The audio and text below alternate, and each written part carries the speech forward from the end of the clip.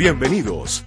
Aquí inicia Codema Hoy, un magazine desde el cual le contamos a Colombia los propósitos de bienestar y prosperidad común que identifican al cooperativismo y la economía solidaria, las buenas prácticas empresariales y las formas de experimentar y expresar la solidaridad. Educamos y comunicamos para la asociatividad, la ayuda mutua y la cooperación. Hola amigos, ¿qué tal? Bienvenidos a una emisión más de nuestro espacio de Codema Hoy. Y hoy de manera especial pues nos está acompañando Gabriel Becerra Yáñez. Él es representante a la Cámara en la bancada del Pacto Histórico. Hace parte de la Comisión de Paz y también ha integrado la Comisión Accidental para el estudio de las causas que llevaron al gobierno a declarar el estado de conmoción interior. Muy buenos días, compañeros de la mesa, y a nuestro invitado la bienvenida igualmente. Un saludo para todos nuestros queridos asociados que nos escuchan en esta mañana. Vamos a continuar con nuestra serie de la situación del Catatumbo. Ya escuchamos la versión de los líderes campesinos del Catatumbo, escuchamos la versión de un analista como es Carlos Arturo Velandia, y ahora pues contamos con la presencia de Gabriel, pues ha estado directamente tramitando institucionalmente esta situación del Catatumbo. Un abrazo para Gabriel y bienvenidos todas y todas hoy. Muy buenos días a todos y a todas, a los que estamos aquí en la mesa y a la audiencia. Agradecerles nuevamente la invitación en estos micrófonos, hablando con un sector muy importante de la sociedad que es el movimiento cooperativo y en particular el movimiento cooperativo del magisterio y de los maestros y maestras, y pues me complace mucho poderlo hacer en el ejercicio de mis funciones y más sobre estos temas.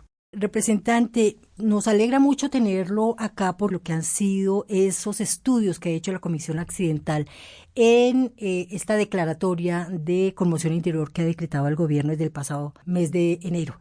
¿Qué conclusiones han sacado ustedes en este estudio? Bueno, para estar en contexto, lo que hemos hecho desde el Congreso de la República es asumir una parte del procedimiento que se establece cuando se declara un estado de conmoción interior, una situación excepcional que en la Constitución del 91 fue dentro de los estados de excepción de manera más rigurosa reglada, porque ustedes conocerán y algunos tuvieron que vivir durante mucho tiempo el no muy grato recordado estado de sitio, ¿no?, que es un estado jurídico, político, en el cual se suspenden derechos fundamentales y el gobierno, en representación del Estado, pues ejerce una serie de funciones que para la historia colombiana no ha sido pues realmente muy favorable, ¿no? Actuaciones que no son de grata recordación porque violaban en últimas el Estado de Derecho. Eso quiso el constituyente del 91 que no fuese más así, y aunque toda sociedad tiene que tener mecanismos para poder atender situaciones excepcionales, reglamentó estos estados de conmoción o de emergencia económica en el artículo 213 de la Constitución, y pide entre los controles que hay que hacer que el Congreso de la República pueda conocer el informe que sustenta la declaratoria del estado de conmoción interior, pueda hacer un análisis que se hizo en esta ocasión asistiendo al territorio, realizando unas audiencias, entre ellas la del territorio, donde se conoció la opinión de las comunidades, de las autoridades. Igual en Bogotá hicimos otras audiencias desde el 10, donde pudimos conocer la voz de los ministros y de la institucionalidad, y a partir de eso los delegados en la comisión, que somos una comisión pluripartidista bastante numerosa, pensaría, y eso no está mal, eso me parece que está bien, emitimos un concepto que no es vinculante, emitimos un informe que no es vinculante, pero que sí tiene un significado y un peso político, en la medida en que esta es una rama del poder público que se pronuncia sobre las razones que llevaron a la declaratoria de la conmoción. Esto es un insumo para el control de constitucionalidad que hace la Corte y que en últimas sí puede o mantener o incluso revertir el estado de conmoción. Entonces el Congreso de la República tiene que responderle al pueblo de Colombia y en este caso responderle al pueblo del Catatumbo y cumplir el papel que le corresponde, conociendo, informándose, pero a la vez contribuyendo a buscar soluciones. No dudo que algunas de esas soluciones van a pasar por el Congreso. ¿Cuál es la visión desde la institucionalidad sobre lo que pasa en el Catatumbo? Bueno, la institucionalidad ha dado a conocer a través del decreto su visión.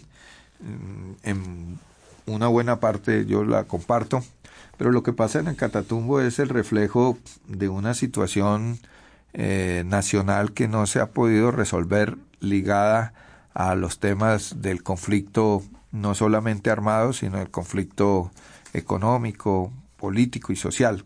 En esencia, lo que allí se expresa es un territorio que desde hace varias décadas ha tenido que padecer una crisis estructural, sobre todo reflejada en altos niveles de desigualdad, en problemas de infraestructura para poder comercializar, por ejemplo, sus productos, con una dificultad también seria en el tema de la producción agrícola, porque en la medida en que no hay infraestructura, la posibilidad de explotar esa capacidad que tiene el territorio en temas agrícolas, no sé, en los cultivos de cacao, en los cultivos de café o en el tema de la ganadería o en cualquier otro producto, ha terminado siendo más rentable la comercialización de la mata de coca y su posterior transformación en base de coca, que es pues ilegal. Y esa crisis estructural, económica, política, social, se cruza con la persistencia de un conflicto armado en una región que además históricamente ha tenido una riqueza en su subsuelo, porque es una de las primeras zonas del país donde se desarrollaron explotaciones de carácter petrolero que aún subsisten.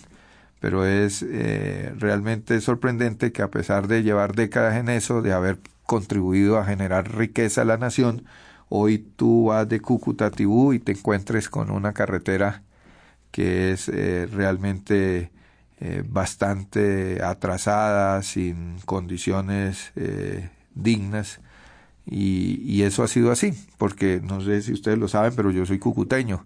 Crecí allí, bueno, me vine muy joven acá, entre otras cosas, en el marco de un conflicto en el Catatumbo, en el 99, 98, cuando entró Mancuso y los paramilitares, lo que quiere decir que esta zona está siendo revictimizada. Yo tuve la oportunidad de conocer gente muy joven, ¿no? Adolescente, incluso niños de esa época que tuvieron que huirle a la violencia paramilitar, que es lo que más hemos cuestionado, porque llegaron a las casas, Mancuso y toda su tropa que atravesó medio país con la convivencia de sectores de las Fuerzas Armadas. Estos se pasaron del Córdoba al Catatumbo en camiones, escoltados prácticamente por los militares o por sectores de los militares, y entraron al Catatumbo y empezaron a hacer una especie de limpieza contra todo aquel que era señalado de colaborador o de integrante de la subversión.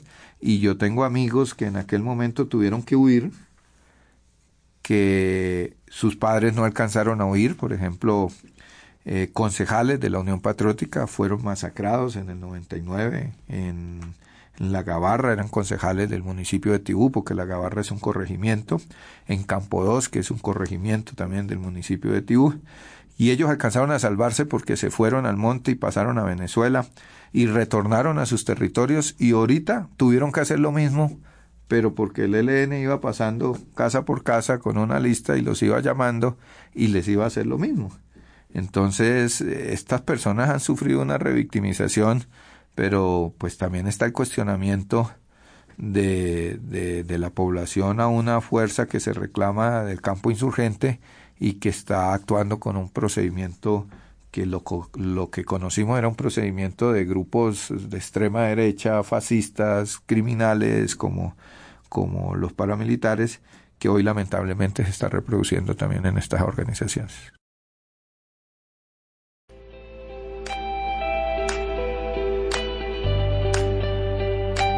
Al aire, Codema Hoy, el magazine institucional de la Cooperativa del Magisterio, Codema.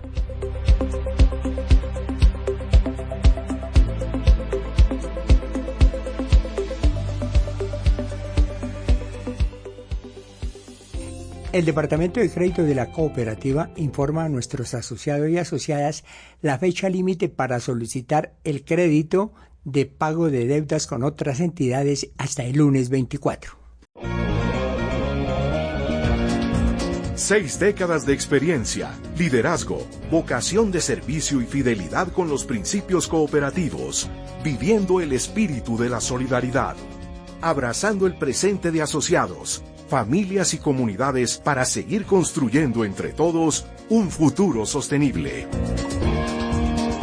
Codema, empresa líder del sector cooperativo y patrimonio de los educadores colombianos. Vigilada por la Superintendencia de Economía Solidaria y afiliada a Fogacop.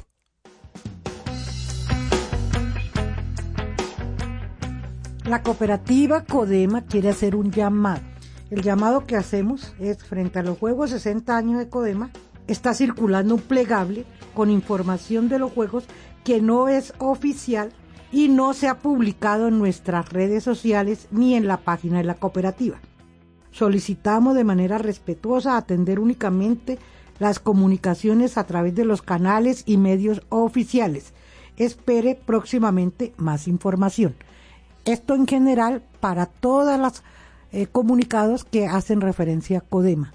Solo a través de los medios oficiales sale la información de Codema. Lo demás es alteración de estas informaciones que pueden ser verdad, pero que no son responsabilidad de la cooperativa.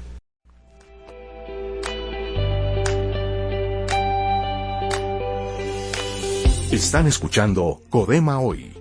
Gracias por su sintonía.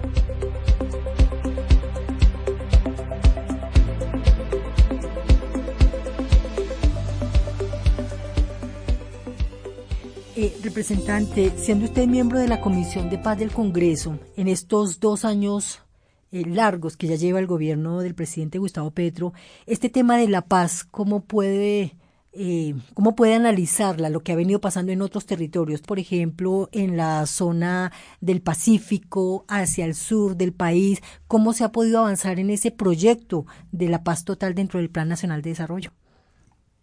Lo primero que hay que decir es que el gobierno del presidente Petro recibió el país con más conflictos, según la clasificación que hace el Comité Internacional de la Cruz Roja, que el país que recibió Iván Duque cuando terminó el acuerdo de paz. Cuando terminó el acuerdo de paz, el país quedó, digamos, en una buena parte, y los indicadores lo mostraron, en un ambiente de pacificación donde habían bajado los enfrentamientos, los asesinatos, los secuestros, las retenciones, como se quieran llamar, y durante el gobierno de Duque se reactivaron nuevos conflictos, que al día de hoy prácticamente pueden llegar casi que a 8 conflictos, según la clasificación del CICR, que son no solamente los clásicos conflictos insurgencia-Estado, sino conflictos entre las mismas insurgencias, unas y otras. Entonces, lo primero es que lamentablemente esa línea de avance en un proceso de superación de la violencia y de construcción de la paz se interrumpió y recibimos un país incendiado, si se quiere. El presidente lanza una propuesta, que es la propuesta de paz total. Una propuesta que tiene el propósito de integrar, sobre la base de una concepción distinta a la de seguridad nacional, sino a la de la seguridad humana, el cierre del conflicto, abriendo caminos de acuerdo y de diálogo con organizaciones que en la ley de paz total se llaman sociopolíticas y otras que se llaman de carácter delincuencial. Y así se abrieron como 8 procesos. Unos están avanzando. Por ejemplo, lo que está pasando con organizaciones de violencia urbana en el Chocó, en Antioquia, en Buenaventura, donde uno puede mostrar que hay indicadores favorables. Esos no son grupos políticos, esos son grupos delincuenciales. Lo que pasa es que esos procesos necesitan de herramientas legales que todavía no tenemos, que es fundamentalmente una ley de sometimiento a la justicia.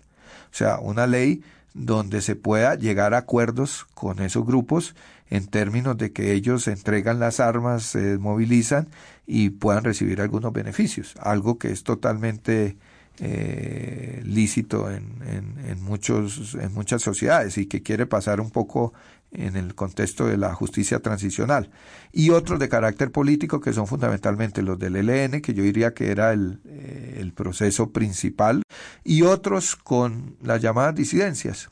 Yo estuve, formalmente estoy todavía como parte del equipo asesor del gobierno en los diálogos con la Segunda Marquetalia, pero ya ese proceso se fracturó, porque ese grupo se dividió entre un grupo en el cual queda Iván Márquez y digamos una influencia que él tiene, y el otro grupo que es donde están los comandos de frontera, están unas coordinadoras guerrilleras de Occidente que decidieron ahora llamarse de otra manera. ¿Sí ven cómo el conflicto nuevamente se sigue fragmentando?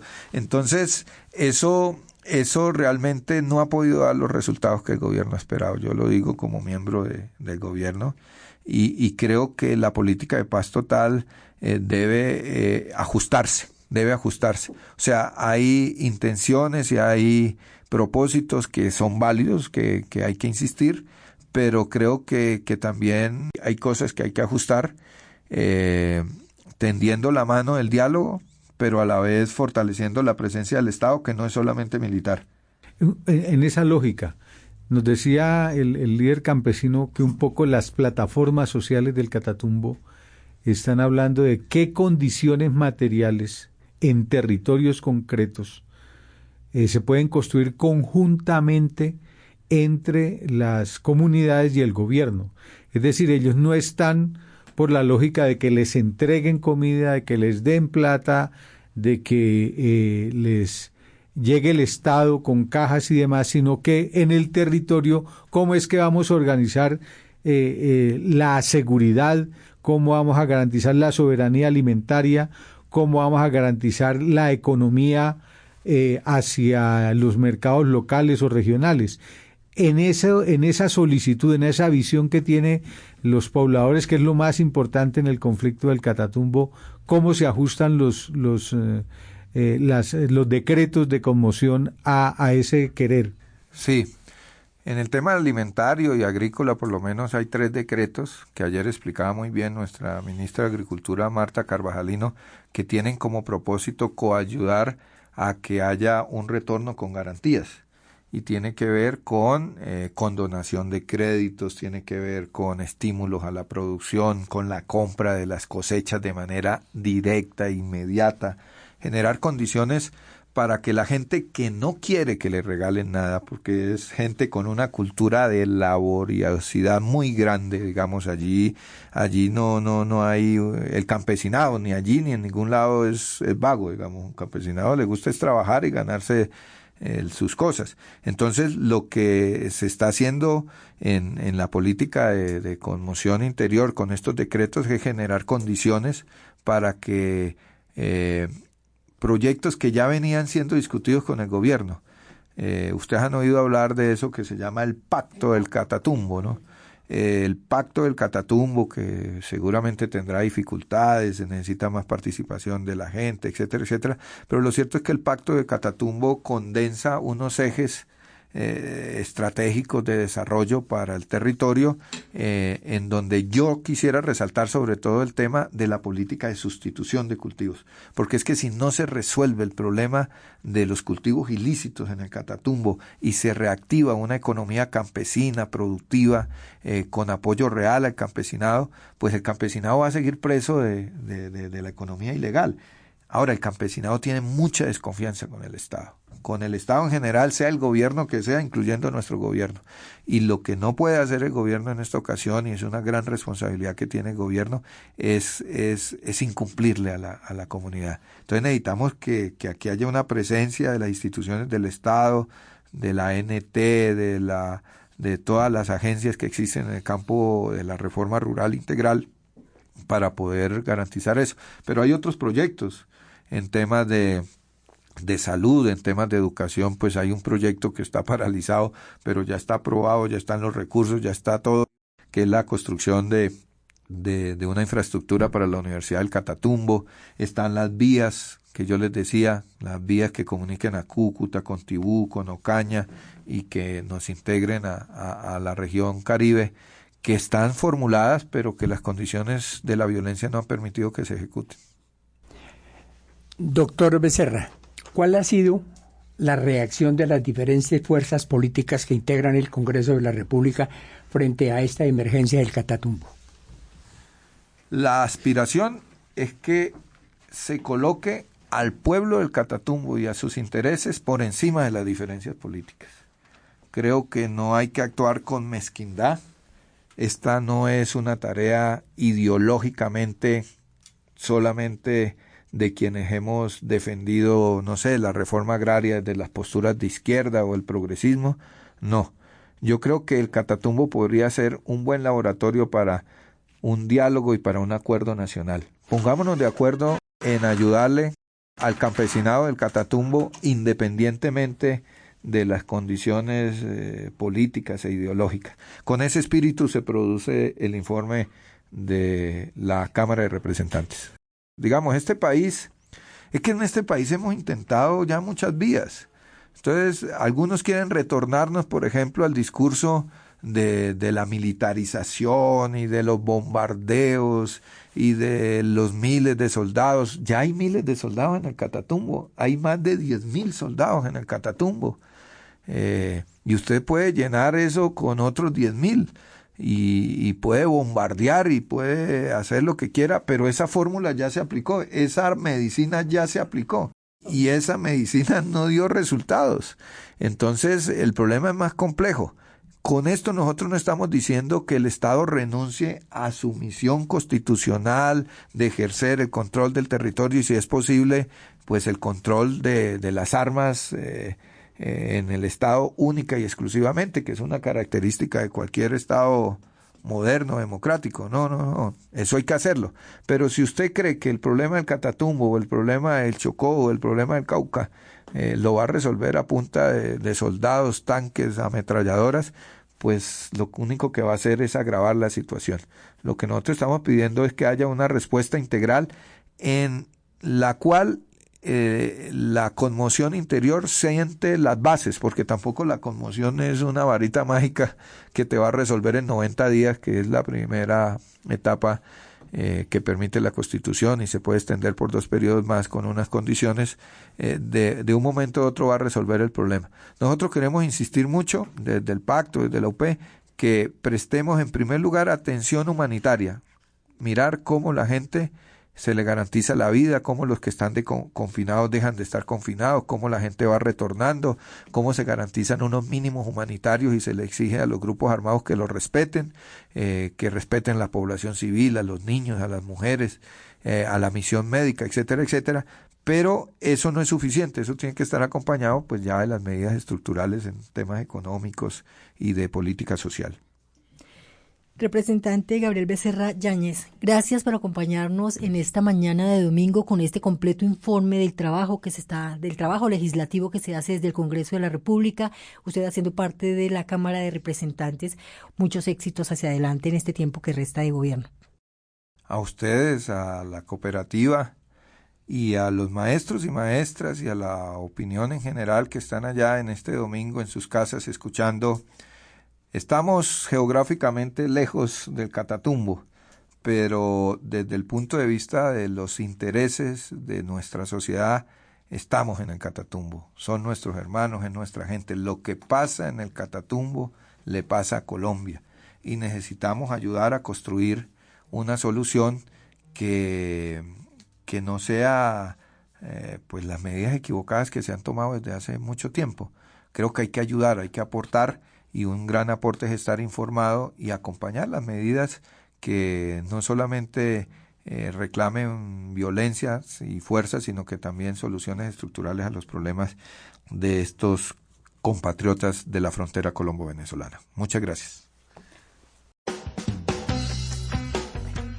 A nuestra audiencia agradecer muchísimo su compañía en esta mañana y en particular sus expresiones sobre el tratamiento que se le ha dado a este sensible tema de la situación en el Catatumbo a lo largo de nuestros últimos 3 programas. Estaremos el próximo domingo desde este espacio informativo con este equipo de trabajo dirigido por la profesora Melba Rincón Suárez, con la coordinación de Alberto Villalba, la asistencia técnica de Dairo Espinosa y Gloria Angélica Orjuela, y en la conducción y producción periodística de Esperanza Puente Santana. Les hacemos llegar este saludo y este abrazo solidario en este domingo. Que pasen un feliz día. Chao, chao. Les esperamos el próximo domingo de 9:30 a 10 de la mañana con la actualidad cooperativa institucional y sectorial en CODEMA Hoy. Hasta pronto.